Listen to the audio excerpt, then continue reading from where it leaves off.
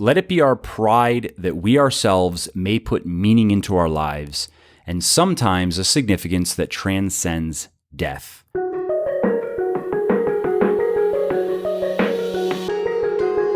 Hey, this is Mike from Muscle for Life, and I'm often asked about books. People ask me for book recommendations on various topics. They ask me what book I am currently reading and what books I have recently read and what my favorite books are and so forth. And as an avid reader, I am always happy to oblige and get some book recommendations in return as well. I also just like to encourage people to read as much as possible because I think that knowledge benefits you much like compound interest benefits your bank account, in that the more you learn, the more you know, and the more you know, the more you can do, and the more you can do, the more opportunities you have to succeed. And on the flip side, I also believe that there is little hope for people who aren't perpetual learners. I know that might sound a little bit pessimistic or cynical to you, but let's face it, life is overwhelmingly complex and chaotic. And if we look around, we can find plenty of evidence that it simply suffocates and devours the lazy and ignorant. So if you are a bookworm and you're on the lookout for good reads, or if you'd like to just get into the habit of reading more, then this book club is for you. The idea is very simple. Every week, I'm going to share a book that I've particularly liked, and I'm going to tell you why I liked it and give you several of my key takeaways from it. I'm also going to keep these episodes short and sweet so you can quickly decide whether or not a book is likely to be up your alley or not. Okay, let's get to this week's book, which is The Lessons of History by Will Durant, who is a Pulitzer Prize-winning historian and philosopher, and is quite simply one of the most educated, intelligent, incisive, and articulate people I've ever had the pleasure of reading. Now, if you want to gain some much-needed perspective on the current political, social, and economic zeitgeist, and also get an informed idea of what is probably going to come next, then you want to read this book, because whether we are talking about our extremely entertaining political pageantry or our extremely troubling racial and social antagonisms, or our extremely naive grievance and entitlement worship, know this. Everything we're seeing now has happened before, and human nature being what it is, hardened, stubborn, things are probably going to play out again in more or less the same ways.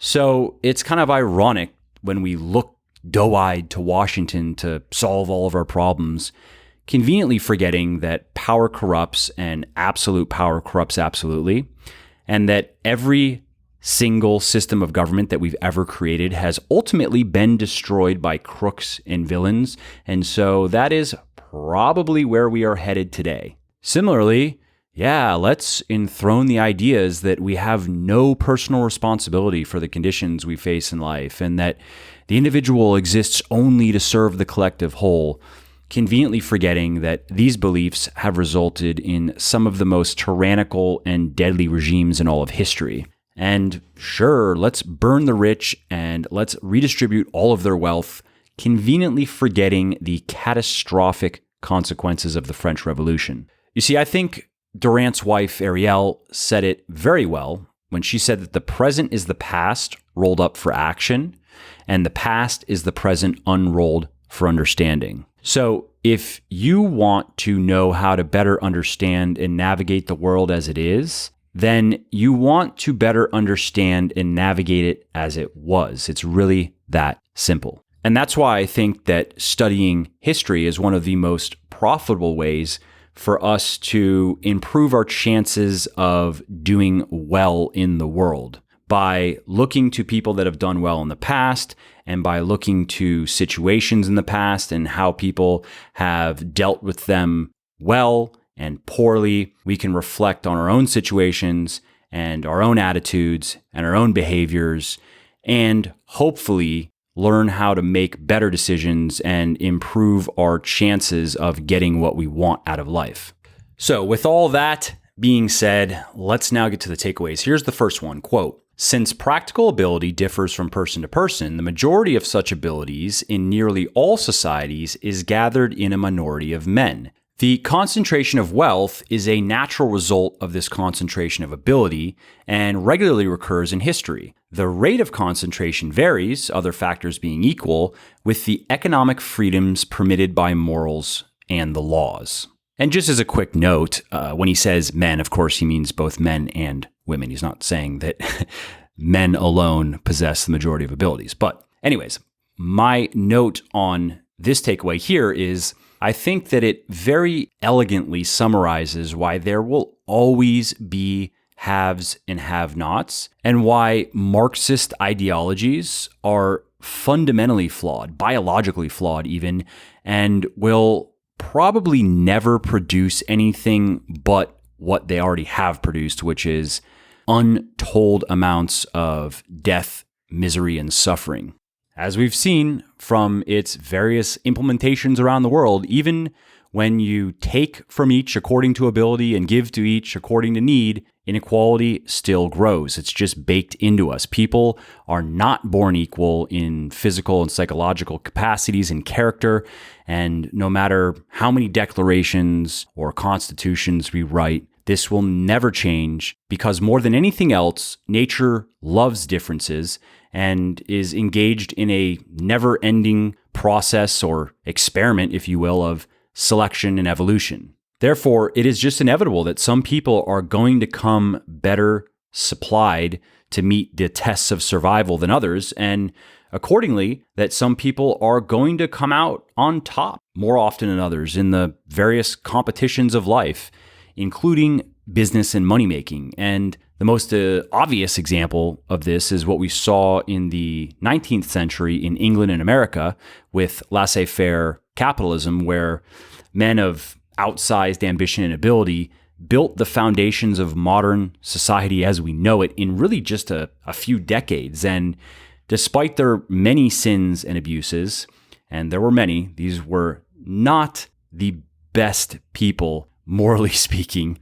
These industrialists raised the average person's standard of living to a level never before seen in history. And all of this is why I think people who whine about how unfair it is that others have more things than them, more money than them, more possessions than them, whatever, are almost always below average in ability and initiative, and almost always have very little to show for themselves. And it's also why I think that you or I or anyone else doesn't owe these people anything. There's absolutely no shortage of money and opportunity for any of us living in first world countries.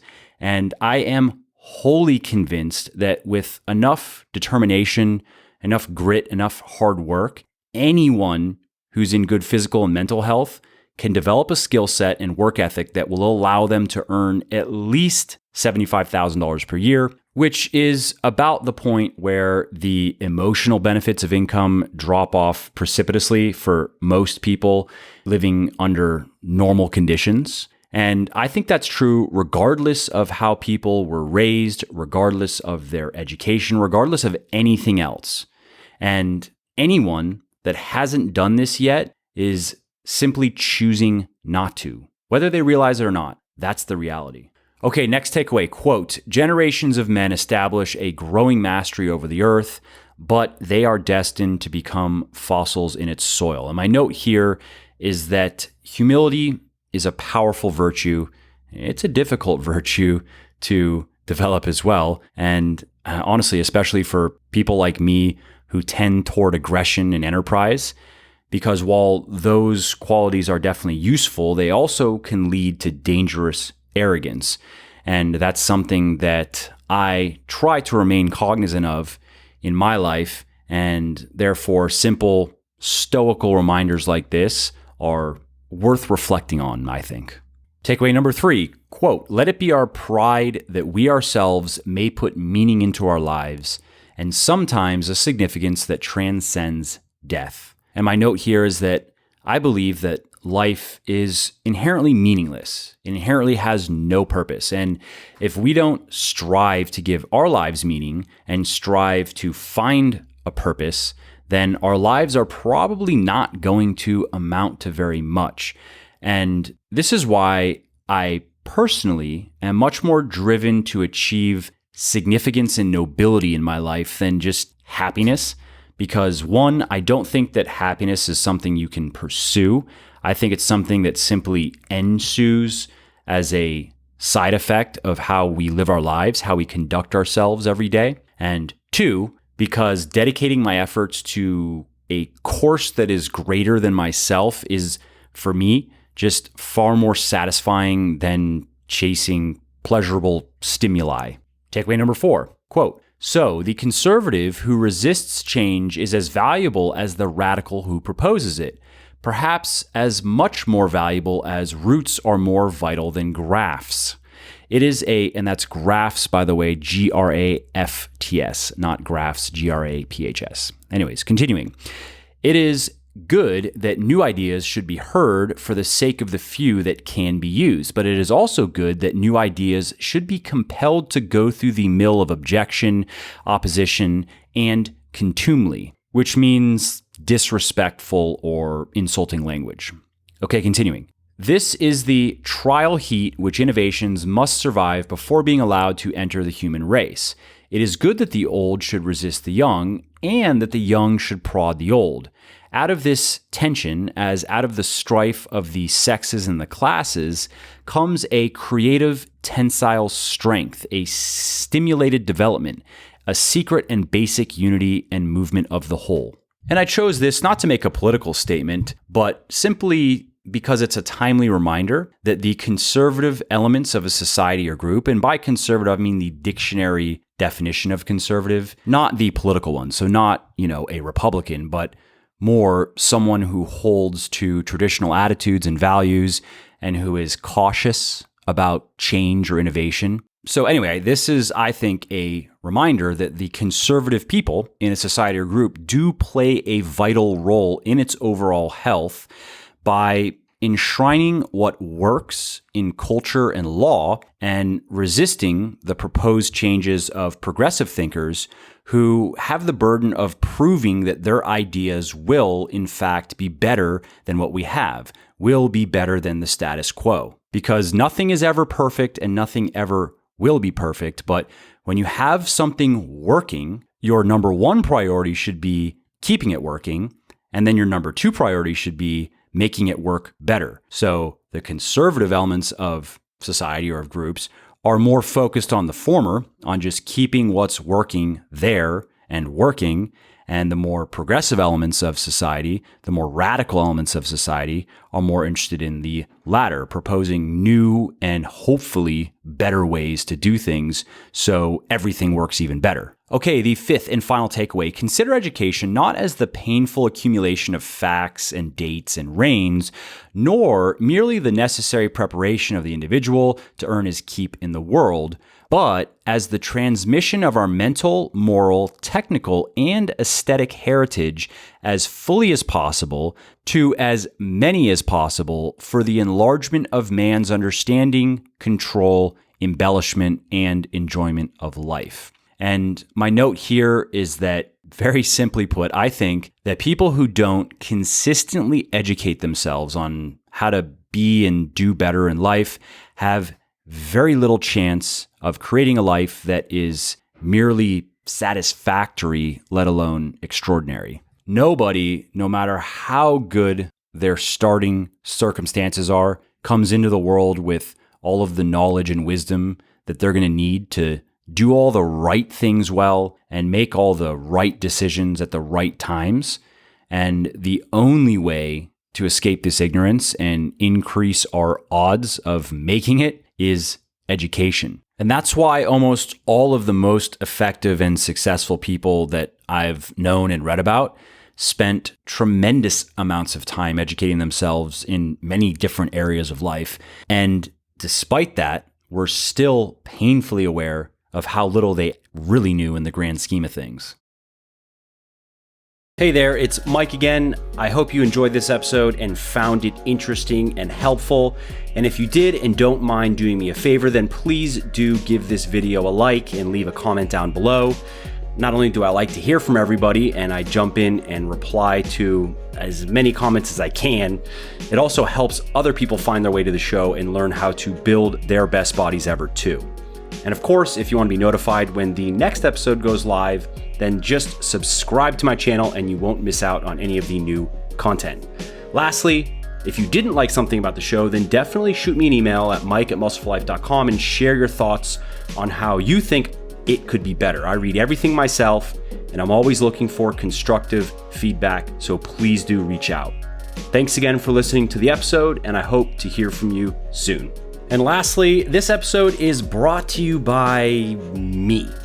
Seriously though, I'm not big on promoting stuff that I don't personally use and believe in, so instead I'm going to just quickly tell you about something of mine.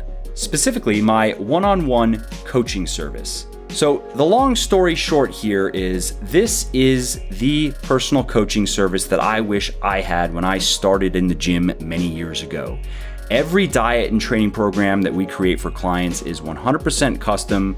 We provide daily workout logs and do weekly accountability calls. Our clients get priority email service and discounts on supplements, and the list goes on and on.